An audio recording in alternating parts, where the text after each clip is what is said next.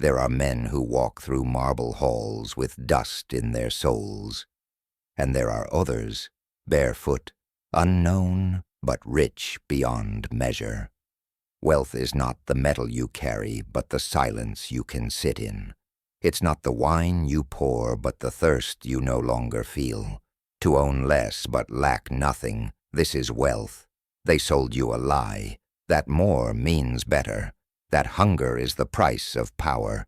That rest is weakness. That stillness is failure.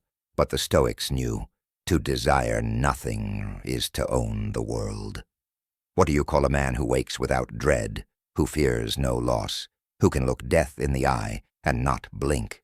You call him free, because what binds you is not chains, but cravings. You chase a shadow and call it success. You run in circles and name it progress.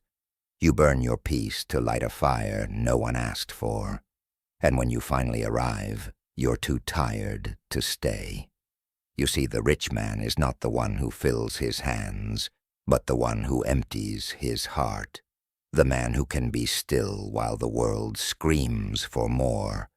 The one who smiles when fortune forgets his name. The one who says, "I have enough," and means it.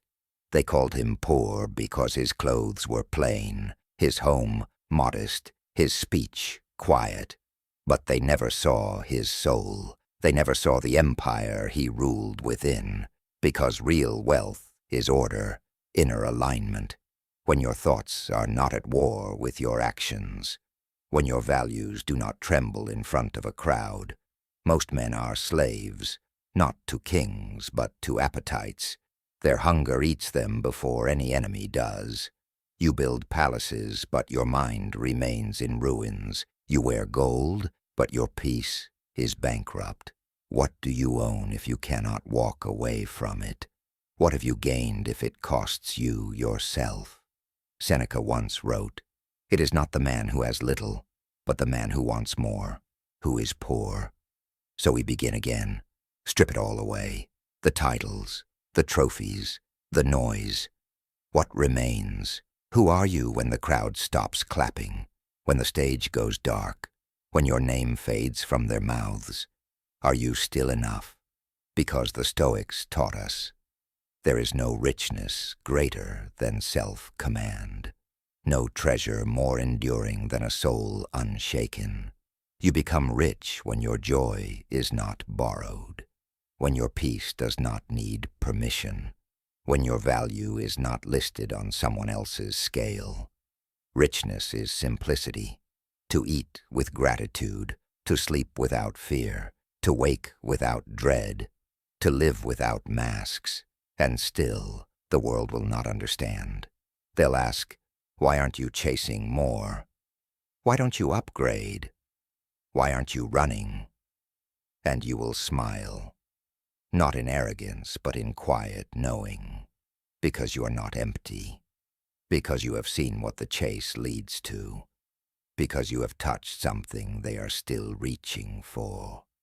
It's not that you've given up. It's that you've arrived, not in a mansion, but in yourself. Not at the top, but in the center. That's what they never told you, that the richest life might look ordinary, that the most powerful man might never raise his voice, that freedom doesn't scream, it whispers, in the way you breathe, in the way you walk away, in the way you don't flinch when the world changes its mind. To be rich is to have nothing to prove, to be full before the feast, to be still before the storm, and to be free before the chains ever come.